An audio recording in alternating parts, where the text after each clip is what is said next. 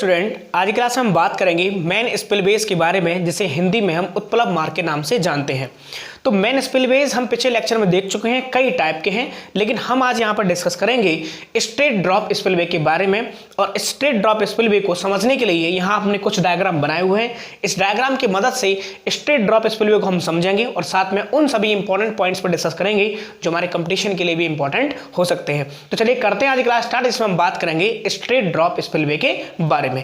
आप यहाँ पर देख पा रहे हैं, ये डायग्राम जो है एक हमारा डैम का है। ये हमारी टॉपोग्राफिकल मैंने डायग्राम बनाया हुआ है। तो बीच में आपको जो ब्लू कलर की जो वॉल टाइप की दिखाई दे रही है, हमारा क्या है, एक डैम है। इस डैम के जो ये ब्लैक कलर की जो बाउंड्री दिखाई दे रही है, ये इस डैम के चारों ओर का ऊंचा क्षेत्र है। अब जैसे ही धीरे धीरे डैम में ये हमारा क्या है, अपस्ट्रीम है। ये क्या चीज है, रिवर की अपस्ट्रीम है। और धीरे धीरे डैम के पीछे की तरफ आप जो देख पा रहे हैं, इधर धीरे धीरे पानी हमारा स्टोर होना स्टार्ट होगा। जब पानी हमारा हाईएस्ट फ्लड लेवल से ऊपर जाएगा तो इस डैम की सेफ्टी के लिए वो ठीक नहीं होगा। तब उस कंडीशन में हमें उस हाईएस्ट फ्लड लेवल से ऊपर जो पानी जा रहा है उसको निकालने के लिए हम स्पिलवे को यूज कर रहे हैं। लेकिन जो स्पिलवे है वो हमारा कौन सा है, स्ट्रेट ड्रॉप स्पिलवे है। तो यहां पर जो आप डायग्राम देख पा रहे हैं, ये डायग्राम हमारा स्ट्रेट ड्रॉप स्पिलवे को मैंने यहां पर रिप्रेजेंट किया हुआ है।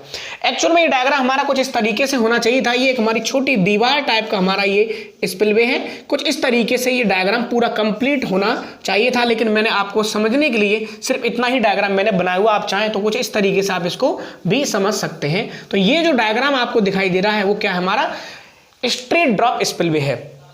तो आप देख पा रहे हैं स्पिलवे के अगर हम पार्ट्स की बात करें, स्पिलवे में कौन कौन से हमारे पार्ट्स हैं, तो जो सबसे ये वाला जो आप पार्ट देख पा रहे हैं, ये हमारा है स्पिलवे का क्रेस्ट है। ये क्या चीज है, हमारी स्पिलवे का क्रेस्ट है। तो इस स्पिलवे को हम फ्री ओवरफॉल स्पिलवे भी कहते हैं। तो फ्री ओवरफॉल स्पिलवे क्यों कहते हैं, क्योंकि पानी का जो हमारा इसमें फ्लो होता है वो ओवरफॉल के थ्रू हमारा अंडर ग्रेविटी के अंडर हमारा इसमें ओवरफॉल होता है। तो इसके लिए उसको हम क्या कहते हैं, फ्री ओवरफॉल स्पिलवे के नाम से भी जानते हैं।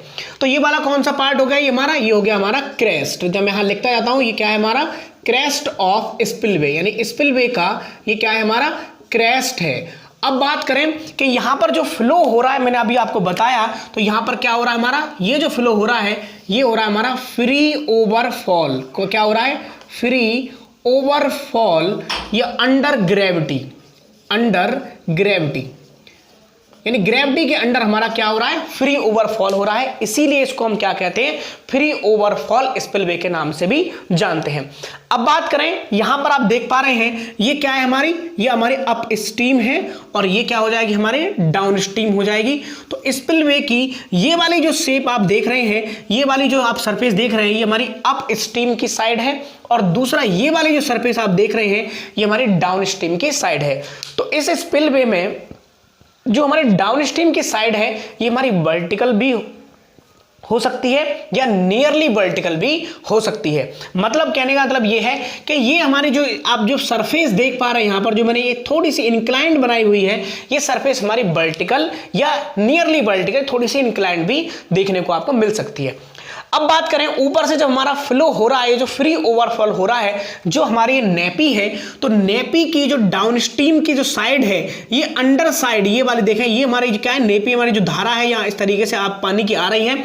तो यहाँ पर अंडर साइड जो है, नेपी की जो अंडर साइड है उसके बीच में और डाउन स्ट्रीम फेस के बीच में काफी यहाँ पर हमारा क्या होता है, स्पेस होता है, जिसकी वजह से इसमें वेंटिलेशन सफिशिएंट आपको देखने के लिए इस स्पिलवे में मिलेगा। अब यहां पर देखें हमने क्या क्या समझा कि ये हमारा एक स्पिलवे है, छोटी सी दीवार के रूप में हमारा ये होता है। ये हमारी दीवार के फॉर्म में जो स्पिलवे है, उस स्पिलवे का ये हमारा क्रेस्ट है और इस क्रेस्ट के ऊपर से हमारा क्या हो रहा है, फ्री ओवरफॉल हो रहा है, अंडर ग्रेविटी हो रहा है। तो इसलिए इसको हम क्या करें, फ्री ओवरफॉल स्पिलवे कह रहे हैं। और इस स्पिलवे की जो डाउनस्ट्रीम साइड है वो हमारी वर्टिकल या नियरली वर्टिकल हो सकती है। अब इसमें समस्या क्या है कि जैसे ही पानी हमारा हाईएस्ट फ्लड लेवल से डैम में ऊपर जाएगा, हाईएस्ट फ्लड लेवल से, तो वो पानी हमारा क्या होगा, ओवरफॉल होते हुए गिरने लगेगा। लेकिन जहां गिर रहा है आप देख पा रहे हैं, वहां पर हमारा क्या हो रहा है, इरोजन हो रहा है। तो इस पॉइंट पर अगर हम बात करें तो ये क्या हो रहा है, हमारा erosion due to jet, due to water jet, जो हमारी पानी की जेट यहां पर आपको देखने को मिल रही है, इसके कारण यहां पर हमारा क्या है, इरोजन हो रहा है। तो इस कंडीशन में कह सकते हैं कि जब पानी का हमारा ओवरफ्लो होकर यहां पर एक गड्ढा जैसा बन जाएगा तो ये इस स्पिलवे की सेफ्टी के लिए ठीक नहीं होगा। तो अब हमने क्या किया, हम चाहते हैं कि ये गड्ढा या तो बने ही नहीं या फिर अगर बन रहा है तो थोड़ा सा आगे जाकर बन जाए।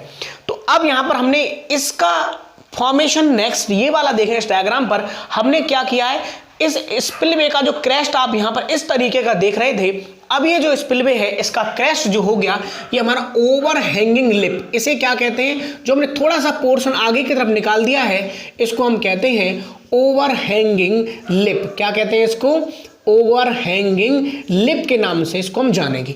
अब हमने आखिर इसमें ओवर हैंगिंग लिप क्यों की है, तो ओवर हैंगिंग लिप हमने इसलिए की है, जैसा कि मैंने बताया कि जो यहाँ पर इरोजन हो रहा था, जो गड्ढा ऐसा बन रहा है, जो प्लंज पूल यहाँ बन रहा है वो इसके पास ना बन के थोड़ा सा आगे बने, क्योंकि अगर हम ओवर हैंगिंग लिप निकाल देंगे तो क्या होगा, उससे ही हमारा यहाँ पर ये होगा कि ये जो जेट है यहाँ पर हमारी जो वाटर जेट जो यहाँ के आसपास गिर रही थी वो थोड़ा आगे जाकर गिरेगी।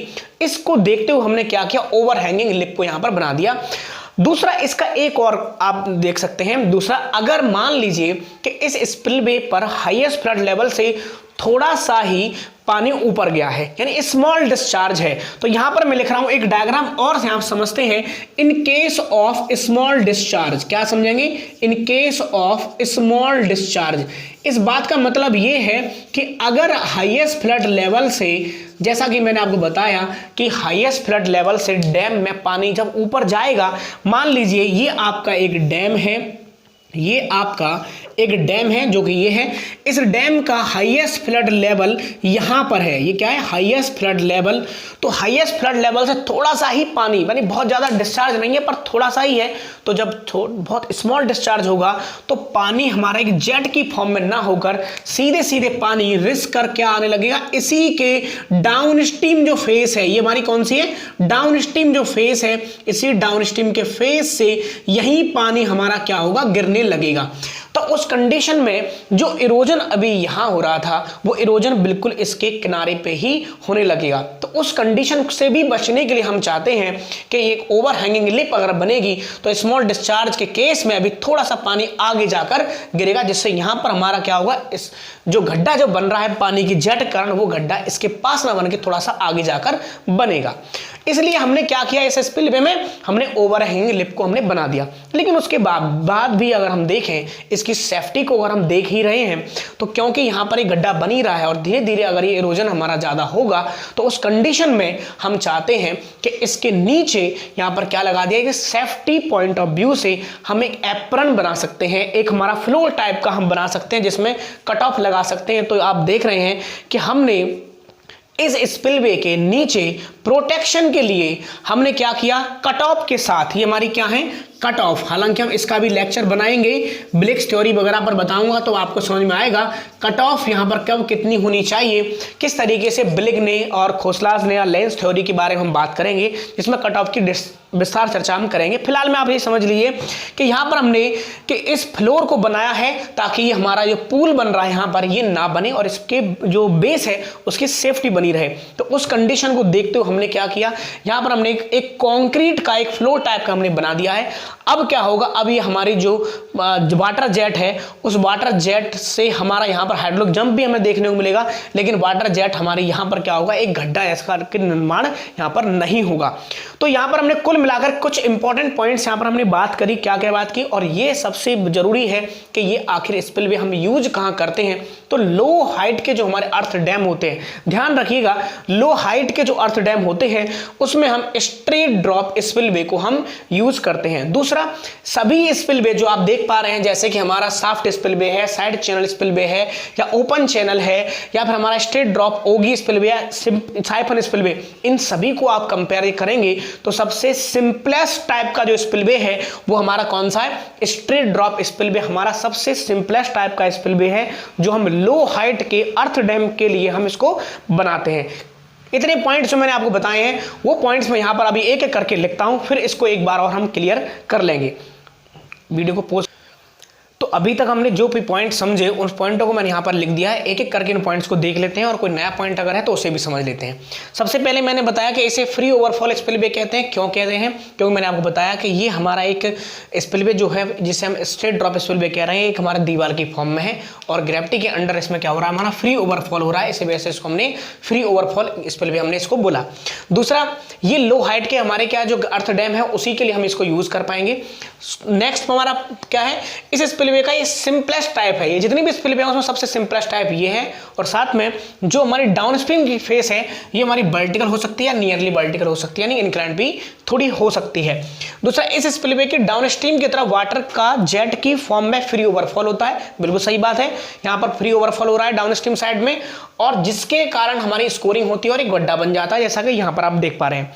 नेक्स्ट पॉइंट यहाँ पर लिखा हुआ है वाई ओवरहैंगिंग लिप, यानी आखिर हम ओवरहैंगिंग लिप को हम इसमें क्यों बना रहे हैं। हम चाहते हैं कि अगर हमारा in case of small discharge, अगर इस डिस्चार्ज की वैल्यू काफी कम है तो उस कंडीशन में इरोजन यहीं पर होने लगेगा, जिसके कारण अगर हम एक लिप बना देंगे, एक ओवरहैंगिंग लिप जैसा इसके अंदर हम निर्माण कर देंगे, जैसे कि आपको इस डायग्राम में दिखाई दे रहा है, तो ये जो वाटर जेट है वो हमारी थोड़ी आगे जाकर गिरेगी, जिससे हम इरोजन से बच सकते हैं।